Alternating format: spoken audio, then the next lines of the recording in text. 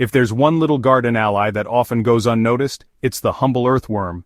These quiet, wriggling workers are nature's original soil engineers, tunneling through the ground, aerating the soil, breaking down organic matter, and leaving behind castings richer than any synthetic fertilizer you'll find on a shelf. In fact, gardeners who learn how to attract and keep earthworms naturally often see their soil health transform in ways they never imagined possible. When I first started gardening, I'll be honest, earthworms weren't something I thought much about. I was more focused on planting, watering, and harvesting. But over the years, I've learned this simple truth.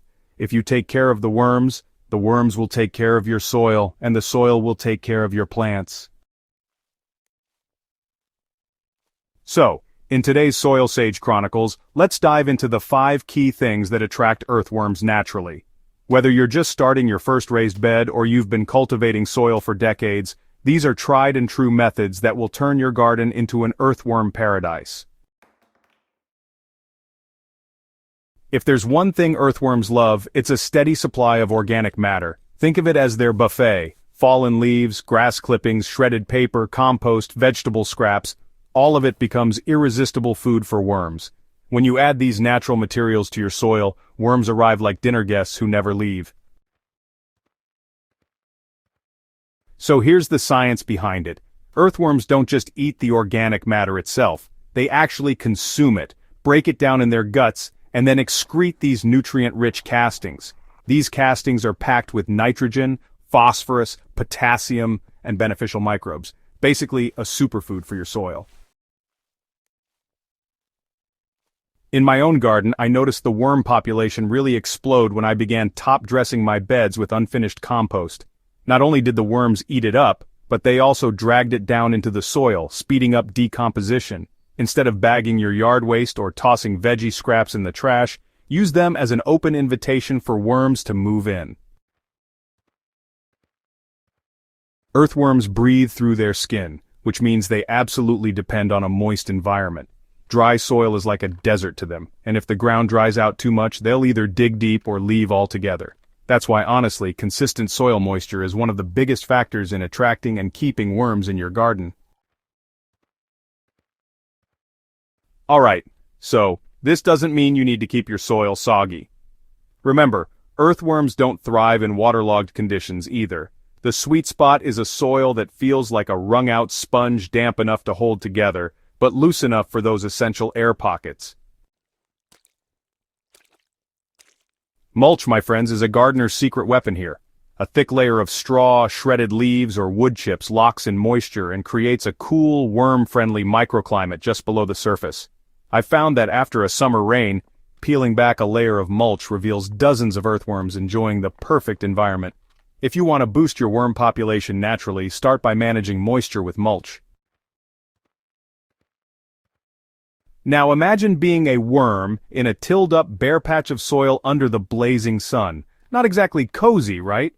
Earthworms need cover, shade, and a safe place to thrive. Exposed soil dries out quickly and leaves them vulnerable to predators like birds.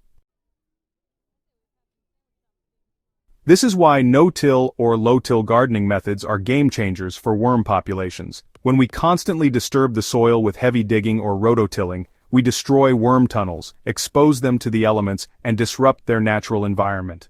By reducing soil disturbance, you create a safe, stable habitat where worms can build long-lasting burrows. Worms are picky about their soil, and for good reason. Heavy clay soils are too compacted for them to move through easily, while extremely sandy soils drain too quickly and don't hold enough organic matter. What they love best is a loose, loamy soil rich in organic material. One of my favorite strategies for building looser, worm-friendly soil is layering. Instead of digging amendments in, I simply layer compost, mulch, and organic matter on top, and let the worms do the mixing for me. It's slower than using a shovel, but it's infinitely more effective in the long run, and far less backbreaking. You know, just like us, worms don't want to eat the same thing day in and day out. They really thrive on variety. A garden that offers a mix of plant debris, cover crops, compost, and natural mulches will support a much larger and healthier worm population than a space that only gets one type of input. For example, adding only grass clippings can actually create a slimy, anaerobic mess that worms don't enjoy. But, when you mix those clippings with shredded leaves, straw, and kitchen scraps, you've got the perfect buffet. The diversity also encourages a broader range of soil microbes which worms feed on as well. In my beds, I often layer a mix of chopped garden trimmings, fall leaves, and kitchen compost under a blanket of mulch. This layered approach doesn't just feed worms, it keeps them interested, active, and multiplying. The more diverse the menu, the more resilient your worm population becomes. The more time I spend gardening, the more I realize that worms are not just passengers in the soil ecosystem, they are the drivers. They aerate the soil with their tunnels, making it so much easier for roots to spread. And their castings, well, they really improve nutrient availability and boost soil fertility. Every handful of soil rich with worms is a sign that your garden is thriving naturally, without the need for constant synthetic inputs. By creating a worm-friendly environment, you're setting up a self-sustaining system where the soil feeds the plants feed the worms, and the cycle continues. Attracting earthworms isn't about buying fancy products or micromanaging your soil, it's about creating the kind of environment where they naturally want to live. Give them organic matter, keep the soil moist and covered, avoid overworking the ground, balance the soil conditions, and provide a diverse diet. If you take anything away from today's lesson, let it be this. Earthworms are your silent partners in gardening. Treat them well, and they'll reward you with the healthiest, richest soil you've ever worked with. And if you found this guide helpful, don't forget to subscribe to Soil Sage Chronicles and share this with a fellow gardener. Together, let's spread the word that the real magic of gardening happens underground, with the help of nature's most loyal soil engineers.